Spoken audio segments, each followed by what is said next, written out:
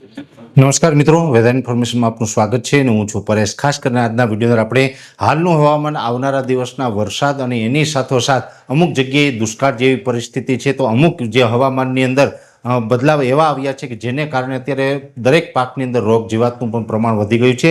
તમામ વિષયની ચર્ચા કરવાની છે। સૌ પ્રથમ આપણે વાત કરવાની છે રોગ જીવાતની વાત કરવા જઈએ તો અત્યારે ફૂગ અને જીવાત, અને એમાં પણ ખાસ કરીને અમુક જગ્યાએ ચૂસિયા જીવાત, અમુક જગ્યાએ હેવી ઈયળનો એટેક થઈ ચૂક્યો છે, અમુક જગ્યાએ હેવી ફૂગનો એટેક થઈ ચૂક્યો છે। અને આ એટેક એવો થયો છે કે ખેડૂત છે એ મોંઘી ઘણી બધી દવાઓ વાપરી રહ્યા છે, છતાં પણ કોઈ ખાસ પ્રકારનું પરિણામ નથી મળતું, કેમ કે અત્યારે હવામાન પણ સપોર્ટ નથી કરી રહ્યું। સામાન્ય રીતે જોવા જઈએ તો આપણો જે ખેતીનો જે વ્યવસાય છે એમાં મોટા ભાગે હવામાનનો એક રોલ રહેતો હોય છે। જ્યારે હવામાન અનુકૂળ ના આવે ત્યારે ગમે એવી મોંઘી દવા હોય તો પણ ઘણી વખત પરિણામ નથી મળતું। એ પરિસ્થિતિ ઘણી વખત ભૂતકાળમાં પણ થઈ છે અને અત્યારે પણ આ જ પ્રકારની પરિસ્થિતિ ચાલી રહી છે કે ઈયળ હોય અથવા તો ચૂસિયા જીવાત હોય, ફૂગ હોય, તો એમાં સારા કન્ટેનરનો છંટકાવ કરીએ છતાં પણ ખૂબ જે સારું પરિણામ મળવું જોઈએ એ નથી મળી રહ્યું। એટલે એ પણ એક હવામાનની ઇફેક્ટ છે।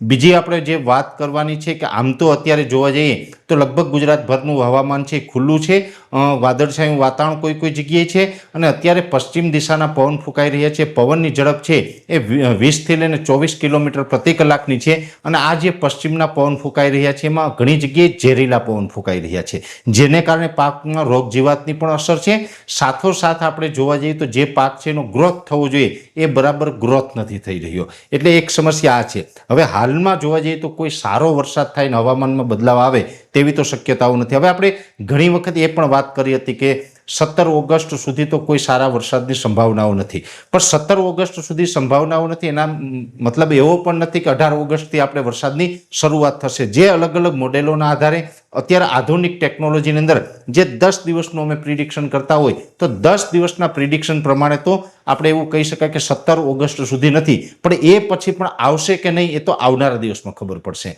જોકે ઓગસ્ટના છેલ્લા અઠવાડિયામાં ચોક્કસથી એક લાંબા ગાળાના અનુમાન પ્રમાણે મને વિશ્વાસ છે કે ઓગસ્ટના છેલ્લા અઠવાડિયામાં આવશે, અને એમાં પણ લગભગ આપણે વાર્ષિક કાર્યક્રમ એપ્રિલ મહિનામાં મૂકીએ છીએ તેમાં મેં એક ચર્ચા કરી હતી કે જે ઓગસ્ટનો શરૂઆતનો ફેઝ હોય એટલે કે 1 ઓગસ્ટથી 15 ઓગસ્ટ સુધીનો જે સમયગાળો હોય એમાં કદાચ જરૂર પડે તો એકાદું પિયત આપવાની તૈયારી રાખવી પડશે, અને એ સમય અત્યારે આવી રહ્યો છે। આપણે ખૂબ લાંબા સમયનું જે અનુમાન આપ્યું હતું એ જ સમય છે અત્યારે ચાલી રહ્યો છે। ઘણી જગ્યાએ 2 થી 3 દિવસમાં પિયત પણ આપવું પડશે, પણ 17 ઓગસ્ટ સુધી કોઈ વરસાદની શક્યતાઓ નથી। એનો મતલબ એવો થાય કે 17 ઓગસ્ટ સુધી શક્યતા નથી, પણ 18 ઓગસ્ટથી વરસાદની શરૂઆત થાય તેવી કોઈ આગાહી પણ નથી। એટલે કોઈ એવું ભ્રમમાં ન રહેવું, કેમ કે 17 ઓગસ્ટ પછી પણ ક્યારે આવશે એ આપણે આવનારા દિવસમાં બતાવશું। પણ એક ચોક્કસથી વાત છે કે ઓગસ્ટ પૂરો થાય ત્યાં સુધીમાં એક સારા વરસાદનો અને સાર્વત્રિક વરસાદનો રાઉન્ડ આવશે। સપ્ટેમ્બર મહિનો પણ એકંદરે સારો રહેવાનો છે। બીજી વાત કરવાની છે કે અમુક વિસ્તારમાં અર્ધ દુષ્કાળની પરિસ્થિતિ છે।